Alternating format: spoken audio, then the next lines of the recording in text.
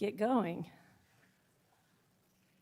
Good afternoon, and thank you so much to everybody for being here today. It is my great pleasure to welcome you to the 35th Annual Spencer Fox Eccles Convocation. We are so grateful to Spencer Fox Eccles for hosting today's event. Absolutely! Woohoo! How's that? Spence and the entire Eccles family have been leaders in building our community and making it a better place for all of us for many, many years. Today, we are excited to have the opportunity to hear from Mary C. Daly, the President and CEO of the Federal Reserve Bank of San Francisco. My name is Deborah Bale, and I am pleased today to represent NACD Utah. NACD is delighted to partner with the University of Utah and the David Eccles School of Business for this outstanding event. NACD Utah is the local chapter of the National Association of Corporate Directors. NACD is the most trusted association for board directors. For more than 45 years, NACD has helped leaders build successful companies. NACD has over 24,000 members, representing 1,750 corporate boards. It is the leading member organization for corporate directors who want to expand their knowledge, grow their networks, and maximize their potential. The Utah chapter of NACD is one of 22 chapters across the country. We were first organized here in Utah in 2003. Our chapter's mission is to elevate board performance by providing local board members with practical tools to increase their expertise through world-class education on topics that are relevant and critical to board leadership, leading edge, up-to-the-minute research, and meaningful interactions with other directors. We are proud that our membership has grown to more than 350 members here in Utah. Thanks to all of our members who are here with us today. We are really pleased to have two representatives from the National NACD organization with us, Peter Gleason, the President and CEO, and Jay Miller, a member of the Board of Directors. Welcome, Peter and Jay.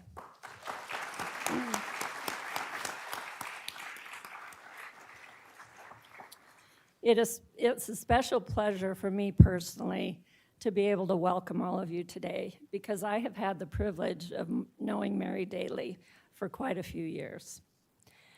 I was honored to serve as a member of the board of the Salt Lake City branch of the Federal Reserve Bank of San Francisco for 6 years and had the opportunity to hear from Mary on several occasions, and they were special, during my tenure on the board.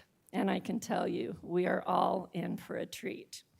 I'd now like to turn the time over to Taylor Randall, the president of the University of Utah. Thank you so much.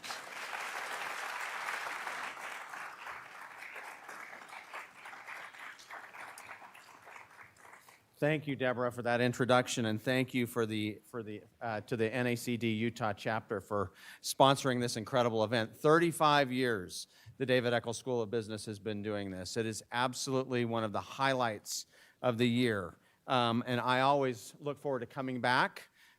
This David Eccles School of Business was my academic home for many, many years, and so I'm thrilled to be here with you here today. I know that the economy is something that is top of mind for all of us, and I had the privilege of having some lunch with Mary today, and she told me all the hard questions that she is ready to answer, so we're excited to hear a few of those from you. Before we get to Mary, though, it is my privilege to introduce to you the man of the hour, Mr. Spencer Fox Eccles.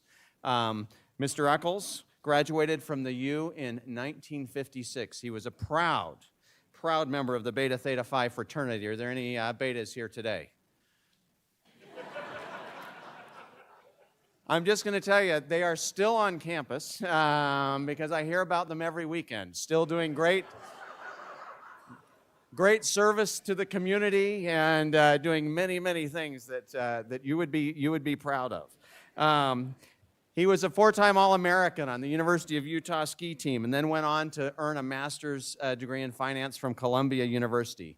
Later chairman and CEO of the First Security Corporation, which was one of the most amazing banking organizations here in Utah until the year 2000 when there was a historic merger with Wells Fargo Corporation. Spence recently, believe it or not, celebrated his 91st birthday.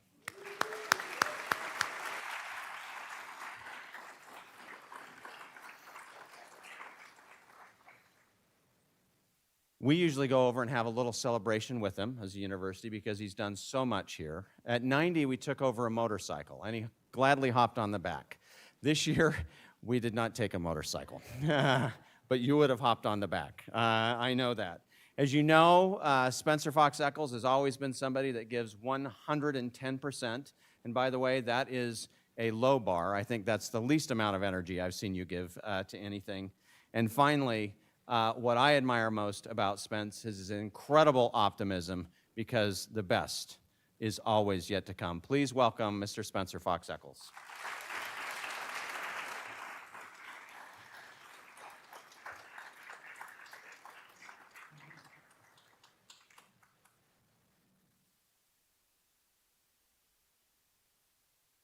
Our president, you will go far, my son.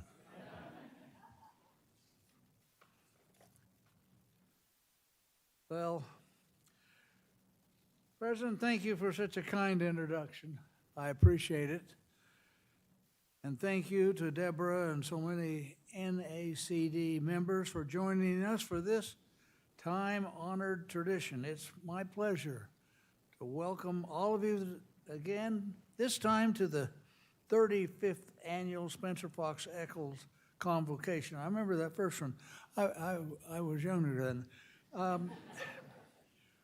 Earlier this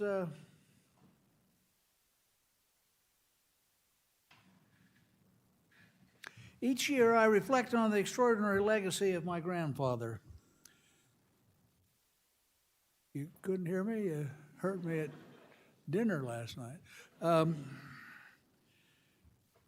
I reflect on the extraordinary legacy of my grandfather, David Eccles, and the vision of my Aunt Emma Eccles Jones, who I assisted in her generously creating the endowment that continues to enrich this school today, the school that's named after David Eccles. Earlier this month, we honored the memory of my grandfather by unveiling the statue of him on the Emma Eccles Jones Plaza right outside this building. And I hope that you'll take time to visit the statue.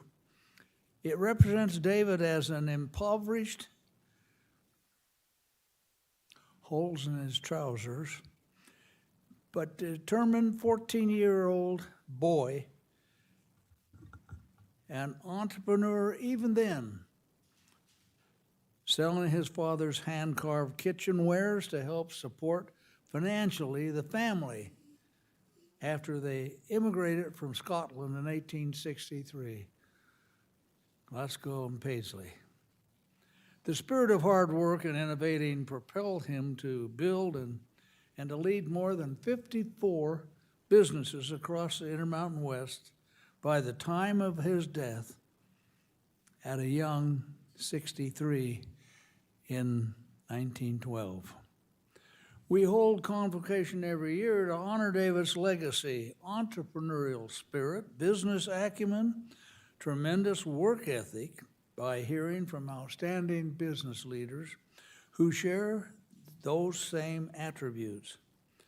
So this year I'm thrilled to welcome my friend, longtime associate, Mary C. Daly, President and Chief Executive Officer of the Federal Reserve Bank of San Francisco. She, like David Eccles, indeed have quite a story to tell.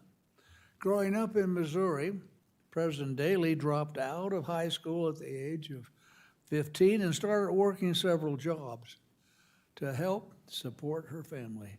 She went on to earn a GED, begin a career in economics, and eventually earn a PhD in economics from Syracuse University. Pretty impressive. She too brings her life experience to her work, remembering how critical economic opportunity really is for all Americans.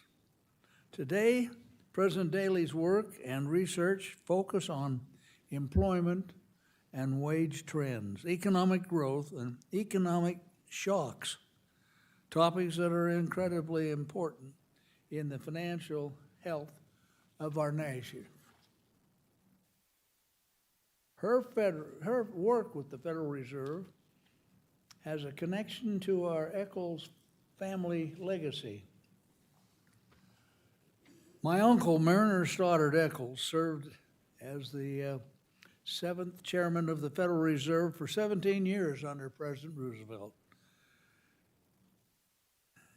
And he also ended up having the authority to write the Banking Act of 1935.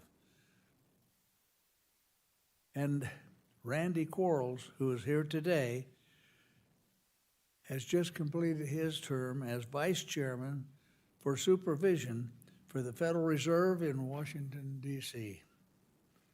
And of course, I've known Mary for many years, working closely with her in the years following my time on the San Francisco Board of Directors. We're thrilled to have President Daly with us today, for sure, sharing her expertise with our students, faculty, and our business community. So please join me in welcoming our good friend, Mary Daly.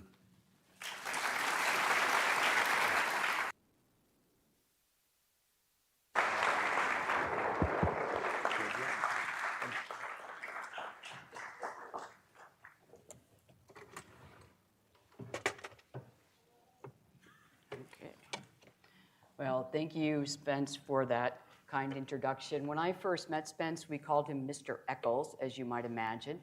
And the story I just told the students in a meeting with them before this event, it was really remarkable because I'm a rookie economist. Spence had finished his time at the San Francisco Fed head office board, and then he came to one of our big events.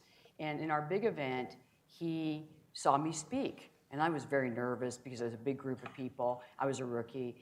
And he was the first person who walked up to me and he said, "Wow, you really have something.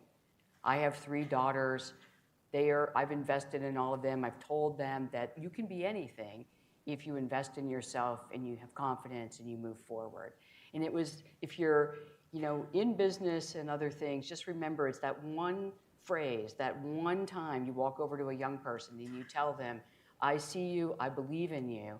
It really was no small part of me ending up where I am today. So thank you, Spence. And then of course I've known Randy and Hope for a while, since Randy served on the Federal Reserve Board while I have been a Federal Reserve Bank president. So I feel really connected to the Eccles family, and I feel like I met all the other members I hadn't met before. So thank you so much for having me at this very important event.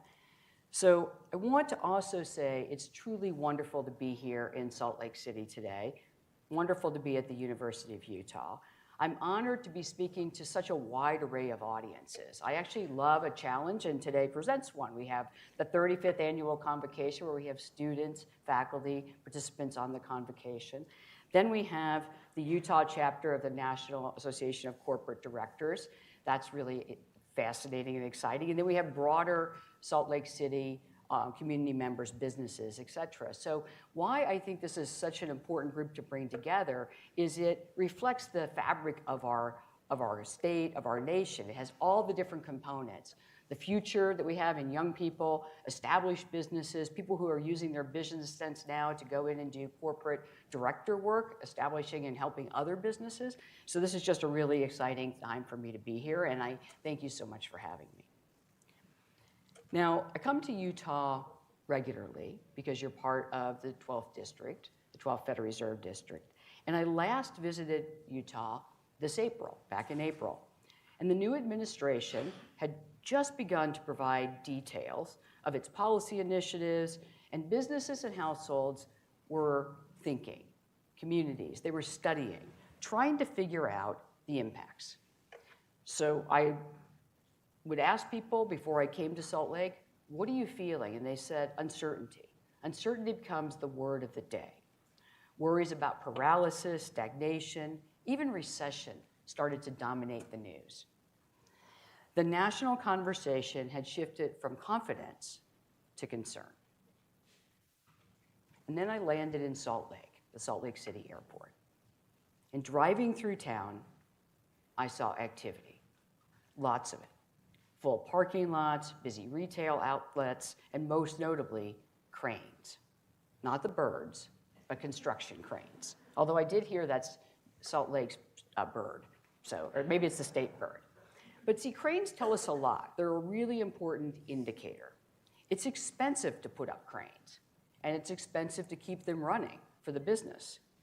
Businesses only do it when they see promise in the future. Active cranes, and more of them being assembled right before my eyes, tell me that people are adapting, planning, and contributing in order to move forward. The world had changed. You could see it in the national press. Uncertainty had risen. You could see it in the sentiment surveys. But it did not mean stasis, at least here in Utah. So that dynamic, the ability to move forward, even when there's uncertainty and even when the world is changing, is the topic of my remarks today. How to steadily keep going in the face of change.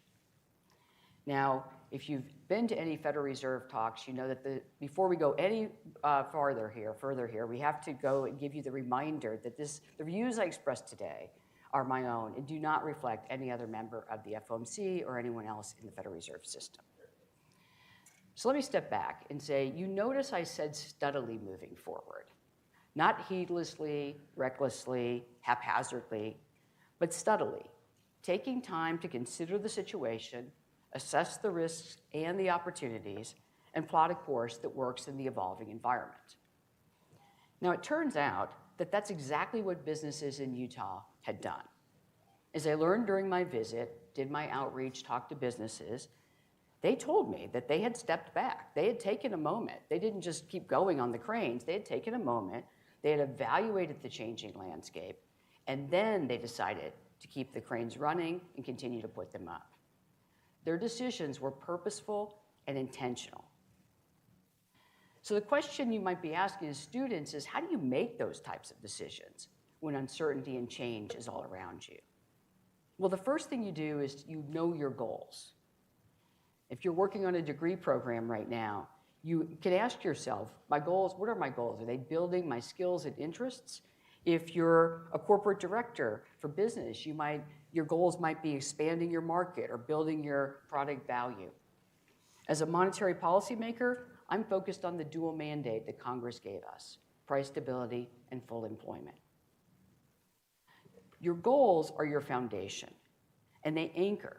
They anchor us so that we can keep tethered to our values and to our aspirations and focus on what is important in times of change. So that's the starting point.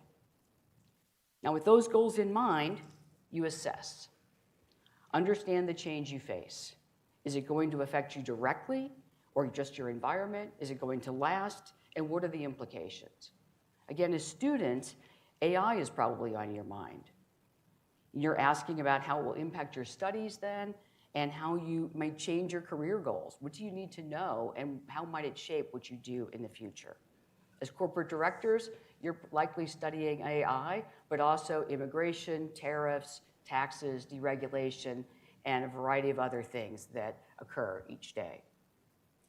As a policymaker, I'm considering all of those things and looking at how they might affect the economy today, but also the economy in the future. So this period of reflection, this questioning, this assessment, enables us to assess trade-offs and decide on next steps. It is not a passive state. You decide then to take more classes, put up a crane, change the interest rate. And then it all begins again. Anchor, assess, decide. I call that the virtuous cycle of remaining steady through change. Now, of course, especially if you've not done this before, you might wonder if it really works. Does steadiness really deliver reliable outcomes, ones that you're pleased you made? And I submit here that the proof is Utah. You can see it in the data. And it's not just because I'm here. I actually talk about Utah even when I'm not here, so just so you know. You can see it in the data. Utah is a national leader in growth and employment. It's a place where entrepreneurs take smart risks. Think Silicon Slopes, think the Olympics. These are not zero-risk events, but look what they deliver. And then countless other businesses and initiatives that are going on. I see Utah and the kinds of things that you as a state have taken on and city have taken on as just examples, a role model for the success of steadiness. Monetary policymakers must also practice steadiness, making reasoned decisions that support our mandated goals over time. Indeed, we've relied heavily on steadiness recently to navigate the changing economic landscape that has occurred this year and leading up to this year. As I mentioned, Congress legislated 2 monetary policy goals for the Federal Reserve: stable prices and maximum employment. No matter what happens to the economy, those goals are our anchor. So when I say return to our goals, that's what we're thinking about. All of our decisions are made in support of achieving those objectives and made on behalf of the American people. So the challenge, of course, is how to do that. How do we best get there?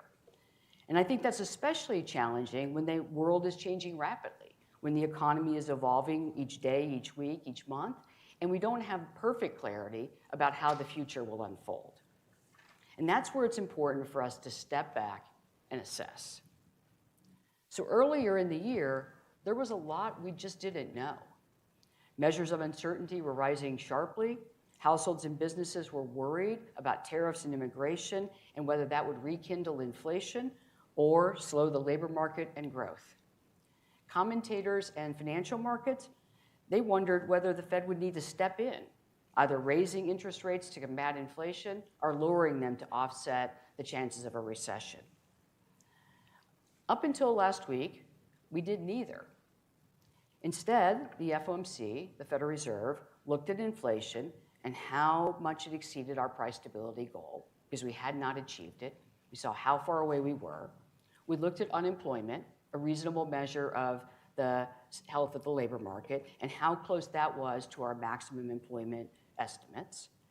We considered the administration's emerging policies, consulting history, thinking about models, looking at scenarios, and looking at the data, just to understand how they were already affecting the economy and how they might affect the economy going forward.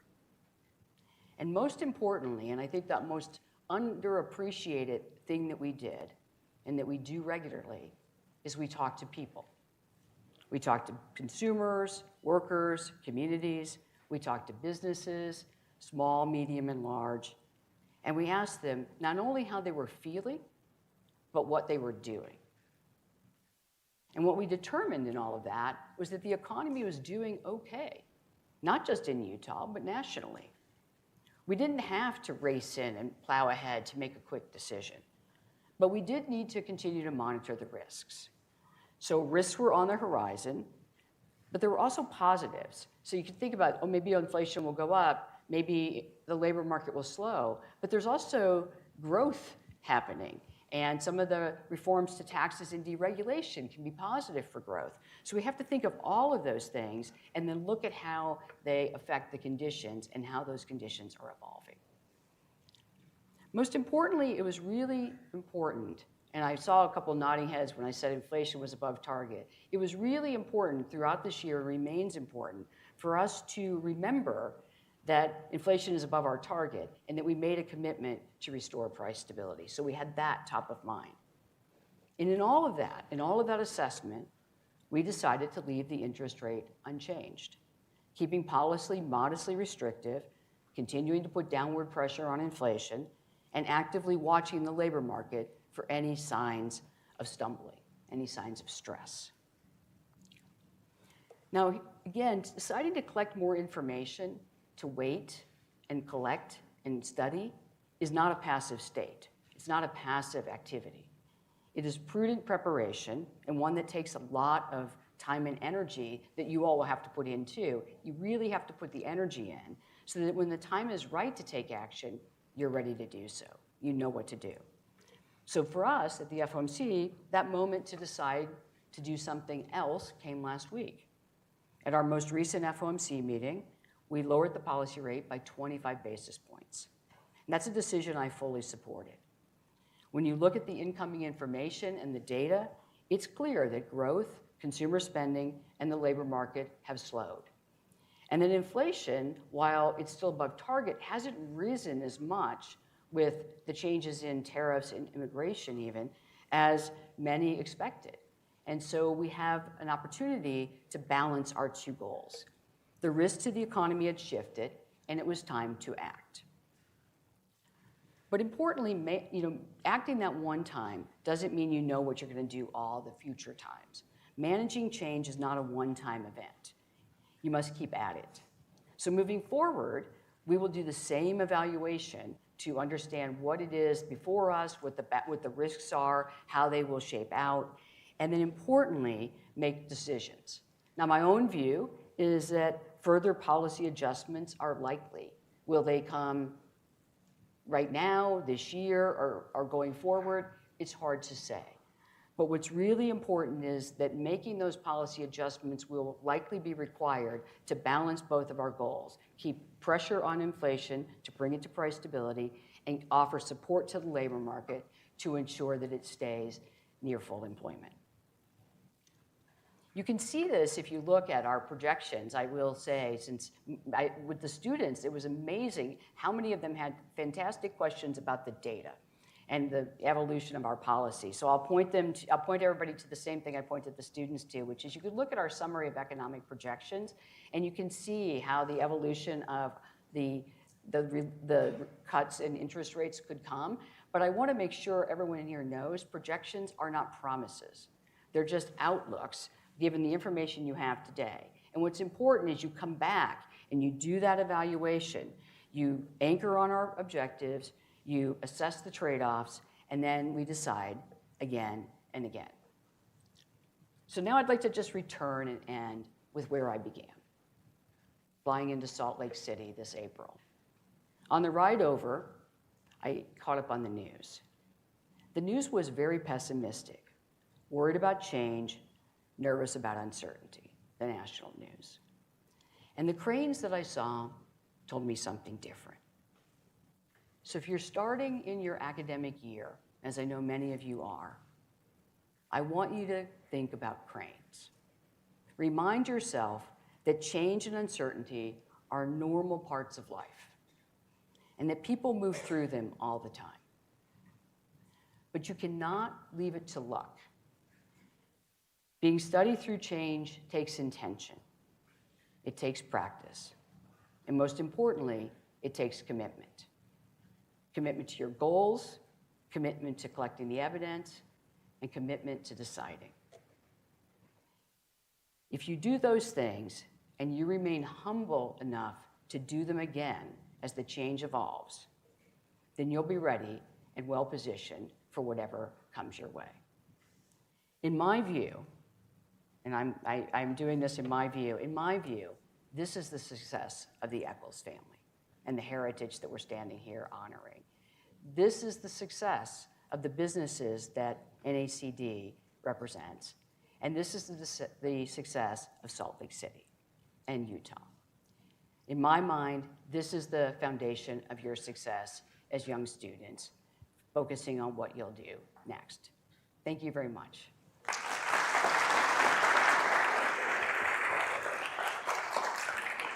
Thank you.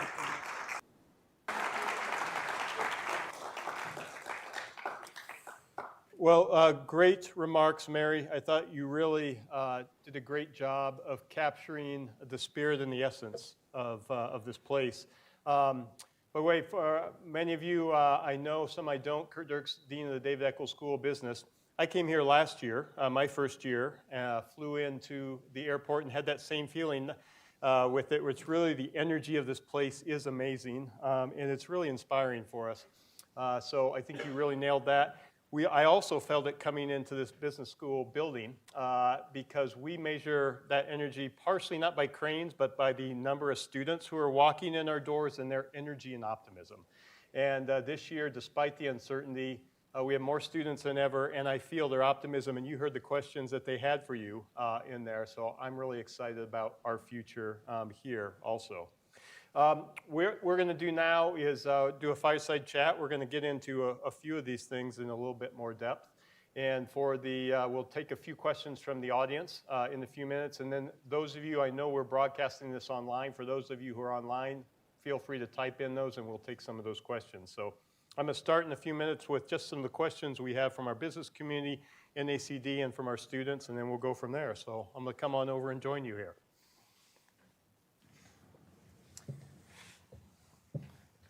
And I've got note cards, so pardon me as I get the questions right. So you talked a little bit about your thoughts on the rate cut, which I think was very helpful. One of the questions that people wanted to hear a little bit more about is how the labor market is. So you're a labor economist, obviously know this very well, and people are paying attention to the labor side of that dual mandate that you have. One of the questions is the labor market weakening at a concerning rate, or how do you see that? How do you feel it from what you're hearing? Absolutely. So, you know, if you study labor or the economy long enough, you start using very specific words to mean things. So I wouldn't really characterize the labor market as weak. Okay. The unemployment rate is low, especially in many states like Utah, very low. The people are finding jobs. There's wage growth is still expanding at productivity plus inflation. So you have a sense that people are moving and doing things. But what is true is that it's not as speedy as it once was. So if you think 3 years ago, it was what we called frothy. Then it got to healthy. Then it got to solid. Now I'd say it's sustainable, but I do not want to see further softening. So one of the things that you see in the rate cut is some insurance. You see the labor market has softened at a pretty good clip. It's come down rapidly from its highs. But the level of where it's sitting right now isn't weak. But you want to prevent that weakness because we know historically, once it tips into weakness, it's extremely hard to get it back out. And so we don't want to get in a state of weakness. And that's part of why the interest rate decision was very straightforward. You're taking out some insurance, as the chair said. I think that's a good way to think about it. You're basically giving yourself a little support for the labor market to maintain its health while you're continuing to bring inflation down to our 2% target. But that is something that's top of our mind. My mind is let's get the risk out of the labor market so that we don't end up with a softening to sustainable that comes through sustainable and ends up being weak. That's great. Well, let's talk about that other side of that dual mandate then, which is related to inflation and prices. Here's a question from our business community. Given the recent inflation data and employment reports we've been seeing, how concerned should we be about the potential of stagflation in the current economic environment? So this will be a test of your willingness to share your age, but there are people among us who have lived through what we thought of as stagflation, and this is not that. So stagflation is traditionally thought of as something that's like a much higher inflation number. Let's just pick one, 7% inflation, 7% unemployment, growth in the economy that's well below what we're potentially able to grow at, so say 1%, less than 1%. It's a sense that we're stuck in the mud. We aren't stuck in the mud as an economy, and so I don't see stagflation as around the corner. What I do see is that inflation's been printing above our target for quite a while, and that people have been enduring that sense that prices are rising, they're rising at a faster clip. When I get up in the morning, I still have to think about price increases, and we have work to do there. On the labor side, we just talked about this. This isn't a weak labor market, it's just a softer one. And we don't want it to get weak, so we have to give it some support. But really, people are still finding jobs. The unemployment rate remains relatively low by historical terms, and inflation is not 7%, it's around 3%, and that's with tariffs. If you take the tariff sectors out, inflation's roughly 2.4, 2.5%, so we're getting much closer to our 2% target. So I'd see that's an economy that still needs monetary policy bridling, but not as much as we had, but it's not something that I see as faltering. And recession risk, I just looked at the recent statistics, again, coming over on the plane. You get a lot done on planes. But the recession risk is very low right now. Businesses and consumers, they don't see recession is around the corner. They don't really even see stagflation is around the corner. But it does make the news a little bit. But again, I would remind people stagflation is a very different thing. And if you want to read about inflation and stagflation, you can go back to the 70s. While you're on recession, which was one of the other questions that came up from a lot of people, what should we be looking at for indicators if we might have a recession in the future? How would our audience think about what might be indicators of that's going to happen? So one thing that we know is a reliable predictor of a recession in the next 6 months is a labor market that has rapid increases in unemployment. So if you see the labor market, having, every month the unemployment rate goes up, and you see the duration of people searching for jobs, unemployment duration go up, that usually predicts that you're going to have a recession as measured by the National Bureau of Economic Statistics. But we want to just not economic, NBER, research, economic research. I've got BLS on my mind because the students asked me about the Bureau of Labor Statistics earlier, but the NBER is the official dating committee for recessions, and you can put those together. I would offer, though, if you're thinking about monetary policy, by the time we're in a recession, unless we've had a shock that's pushed us in there, it's really late. We could respond, of course, with our policy tools, but we are working very hard to bring the economy to price stability without unnecessarily injuring growth of the labor market. And that labor market is our mandate, so we want to balance those two risks. So I don't see recession risk as very high, but consumers don't see it as very high, and households don't see it as very high. Another thing you can look at is investment. So business investment. Businesses don't invest into an economy that's about to tip into recession. Business investment's been one of the bright spots in the year because consumer spending is slow, but business investment has risen. And a lot of that's in technology and AI, but that doesn't matter what they're investing in, as long as they're out there and they're investing and they believe in the future. Then in those cranes, that's why I like to count cranes. I count cranes wherever I go. You guys might have the most cranes, really, but I do count them wherever I go. I count cranes and I count the ships in the port and how much stuff they're unloading and how much stuff they're loading. So it's a good leading indicator. Oh, that's great. We have a lot of trucks coming into Salt Lake City. Now, that's too, another a one. Great indicator. Yes. Okay. Good. Well, perhaps the word of the year is tariff, and so to what extent do you see increased tariffs impacting inflation? I believe Chairman Powell, said that the impact of tariffs are one-time and not persistent. How do you see that? So certainly, economic theory and history would say that tariffs come. They change the price level, so if you're tariffing a shoe, you're going to pay more for that shoe, but it's only going to happen once because the tariffs are a one-time thing, and then you don't keep seeing the price of shoes go up. So in that sense, it's a one-time thing. But one of the things we've done as a committee, and I mentioned that we weighed it and assessed, is to see whether or not that theory would play out in the current economy. Because another thing you could worry about, and certainly we did think about, is could it spill over? Could people see that the price of shoes has gone up, and so now if you're a barber, you want to raise the price of haircuts because you get on the price increase train. But we really haven't seen that. We haven't seen tariffs impact inflation in any sector other than the directly tariff sectors like goods and only the tariffed parts of that. And then in services, you haven't seen it gone up. And in housing, where they have many, many inputs that are tariffed, you haven't seen the cost of housing rise rapidly. In fact, shelter inflation's been coming down, not going up. So that's, I think, evidence so far that's consistent with tariffs being a one-time thing. Now, that doesn't mean that it's not something that consumers have to deal with, But again, on tariffs, a thing we didn't know is whether consumers would bear the entire burden or whether some of it would be passed through to the different parts of the supply chain.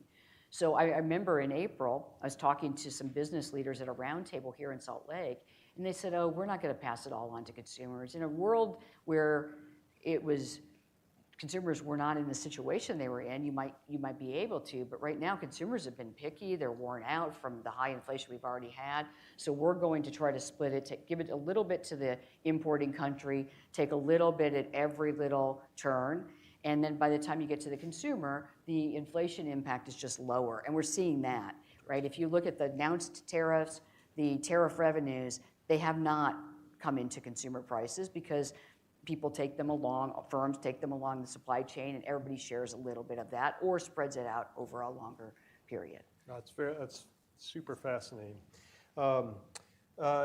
In Utah, we have a interesting challenge because we're growing so much around housing affordability.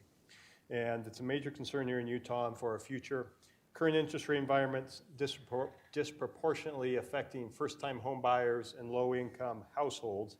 So I know the Fed does not deal with housing policy, but how do you analyze the increasing cost of housing as you formulate policies and you think about your role? And I'll just start with what you mentioned. I mean, we have one tool, the interest rate, and we have two goals, price stability and full employment.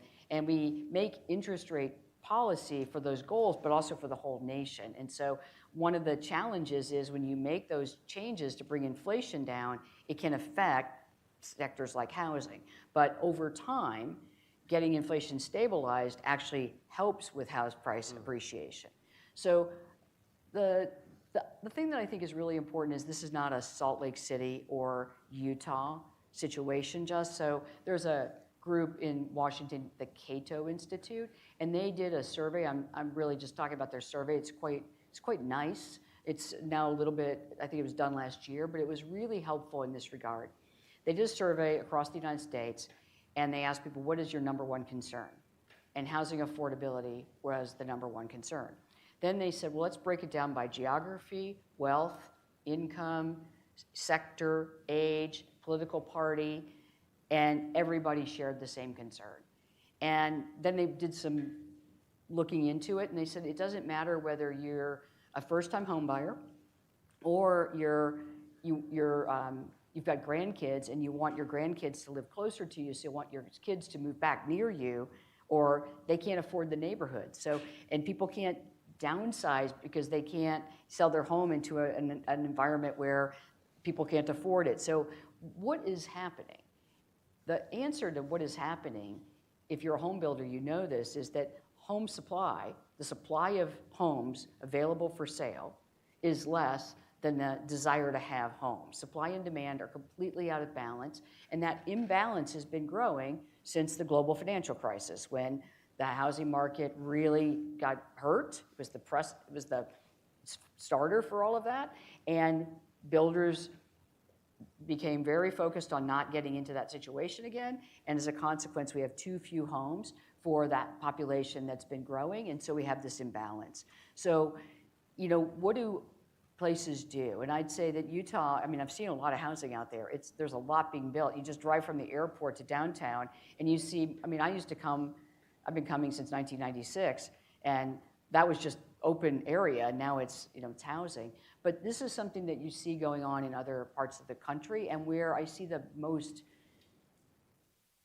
possible solutions is in public-private partnerships, where and civic leaders, where civic leaders say, okay, let's think about zoning, where private sectors say companies say, let's invest in this because we need workforce housing, or else we don't have our workforce near where they need to live. We have community sectors, which have mostly been focusing on affordability issues for the very lowest income. I think we now have to go all the way up the income distribution and say, we just need more housing. So I'll leave you with this, which is a national statistic. Back in the early 60s, and the numbers change depending on how exactly you do this calculation, but the direction is right. Back in the early 60s, 60-something% of homes, the majority, were available to first-time home buyers. The price point was low enough that a first-time home buyer could afford one. Today, it's closer to 13%. So that's also about the types of homes we build. If we build larger homes, they have higher price points. If we build smaller homes, they have lower price points. So somewhere getting that balance right, involving home builders, involving civic leaders, involving the private sector businesses, I think that's where we're going to need to go. But it's a national problem. The interest rate will help a little bit, but there's not enough relief in interest rates if we just bring them back to neutral even that would cause this to change. It's really about the dynamic of the situation we found ourselves in that started all the way back in the aftermath of the global financial crisis. So that is a fascinating statistic and something that we'll see what we can do about. And next month, we're going to have with Ivory Innovations here in town, where our home builders is going to have a summit on thinking about how we can address this. The governor will be here, so I know we have a lot of people thinking about this. And Clark Ivory is one, he was a Yes. former Salt Lake City branch board member, and we keep in touch with him quite a bit to talk just about this issue. So that's an example, the kinds of things that you all are doing that I think I use when I go other places and say, where could you start to make a dent? Awesome. Let's see, we're going to turn to the audience in just a minute. I'll have a question related to students. You had a great session with students, a lot of great questions. I know we have a few more in here, so I'll ask a related question so other students can hear and our entire audience can hear.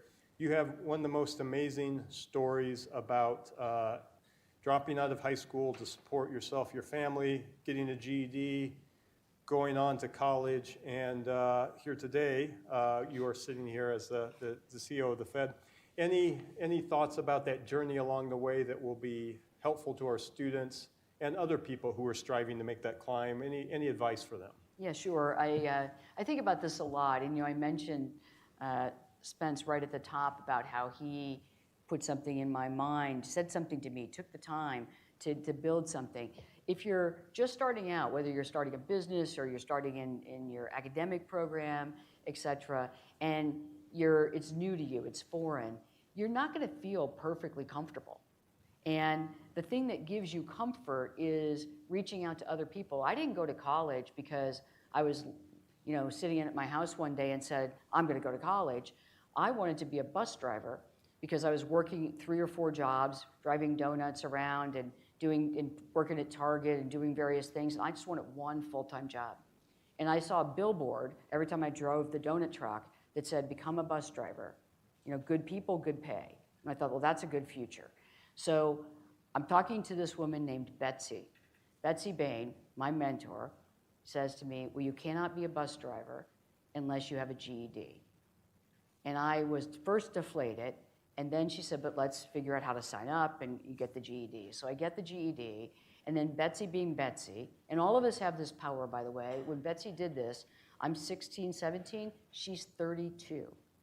So she didn't have to be 72, she was 32. So everybody in here has the power to help people along the way. She said, you should maybe get a semester of college. So I did.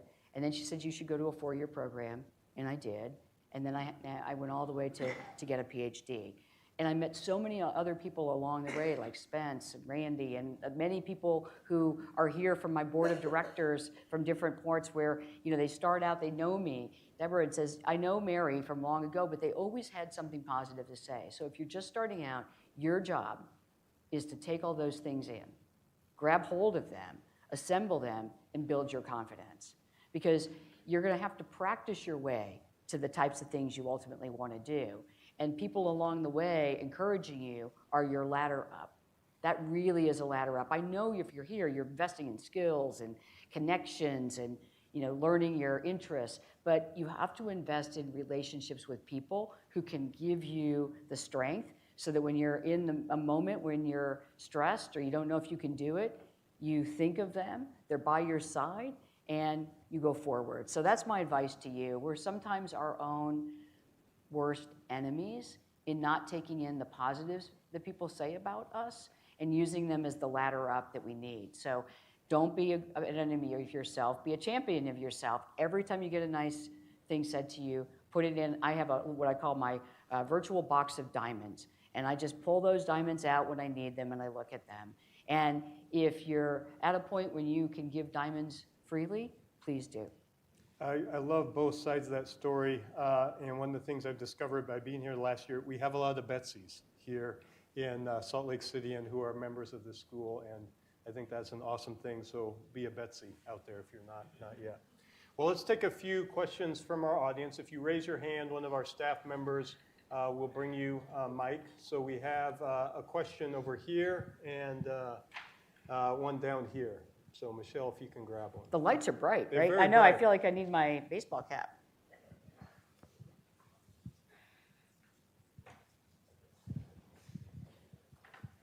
Yeah, I always like to ask this of every leader, and you're talking about mentorship. What's a book recommendation do you have for us? Book recommendation. So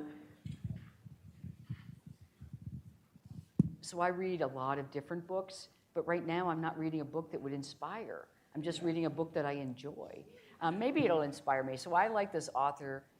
Now I'm going to be plugging him, but I like this author, C.J. Box. He writes these mystery novels as a park ranger, or he's not really a park ranger. He's like is he a park ranger? But he does wildlife. He's out there checking things in Wyoming, and I like doing that. Why do I like doing that? So maybe this is my advice. Instead of a specific book to read, my advice is read a book. No, seriously. I have reams of information I have to read as part of my work. But I also pick up a book here and there, and it can be a nonfiction book, a history book, it can be a novel, and I give myself a little time to let my mind rest on my work.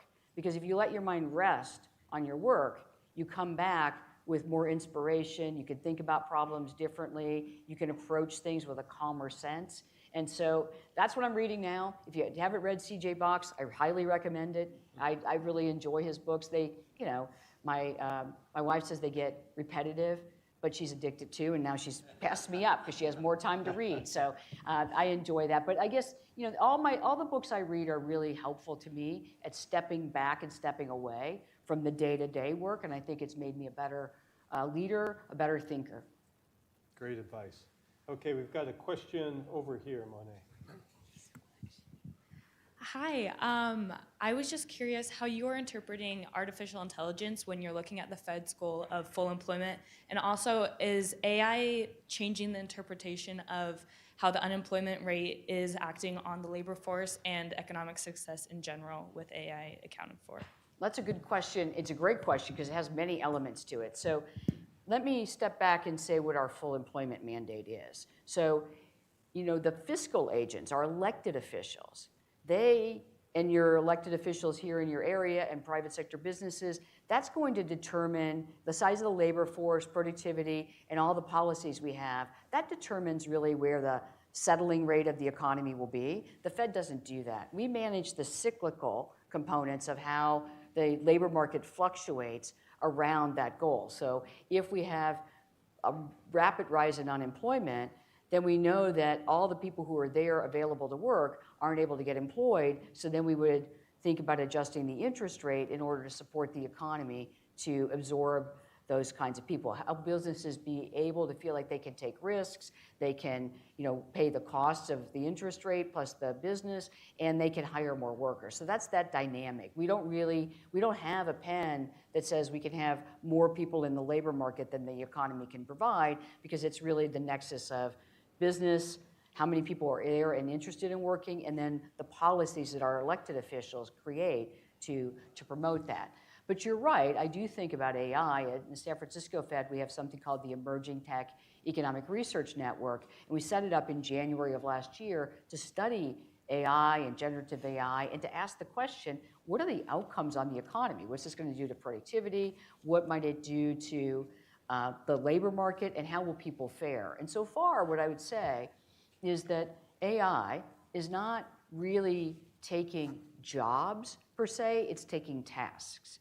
And we have had for a while now, less so today, of course, but we had for a while now a shortage of workers able to do work. So the AI was helping businesses say, well, if I don't have all the people I need, I can make the 3 people I have for that role better, because I can take less, more tedious, more automatable tasks off their plate. But we have to continue to study this. The thing I will say about AI is don't be afraid. right? Technology is not something to fear, it's something to leverage. It's a tool. And so the more you know, I have 5 AI models on my personal phone, and I use them every single day. I actually send the same prompt to all the models just to practice and see which ones do better at which things.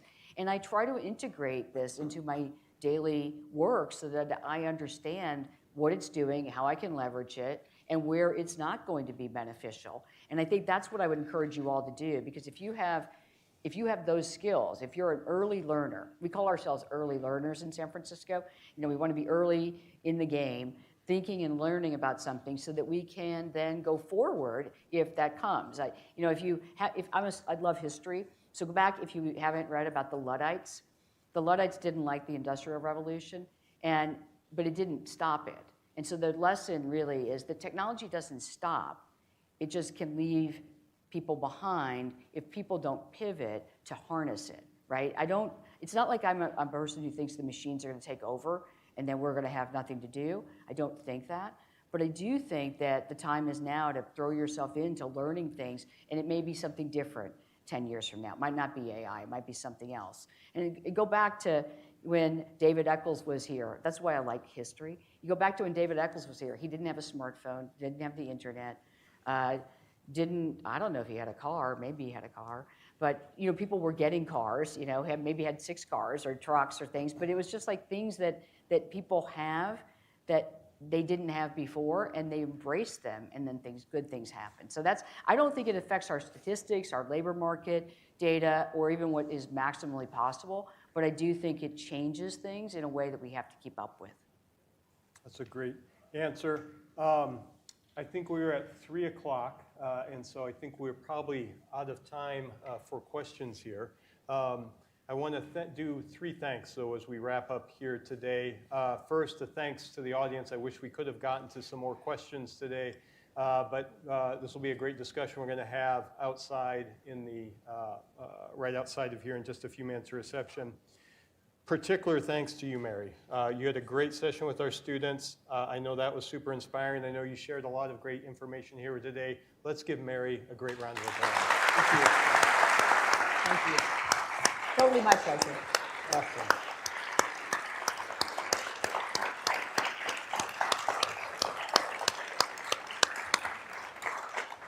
And then the final call out, it brings us back to why we are here today, which is to recognize and celebrate and thank the Eccles family.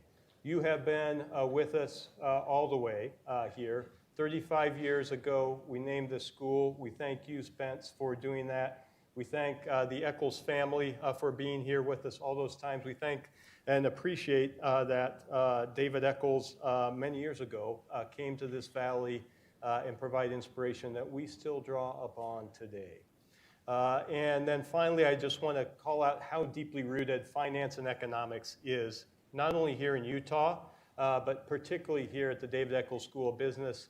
You heard Spence mention Mariner Eccles with the Fed many years ago. We honor him today with the help of the Eccles family at the Mariner S. Eccles Institute for Quantitative Analysis and organizations. And that today is graduating some of the best students that we have here at the business school and here at the University of Utah, as well as providing important insights for the economy here. So Spence and the rest of the family, thank you so much for what you have done with us, and we will continue to try to live up to that inspiration. Thank you so much.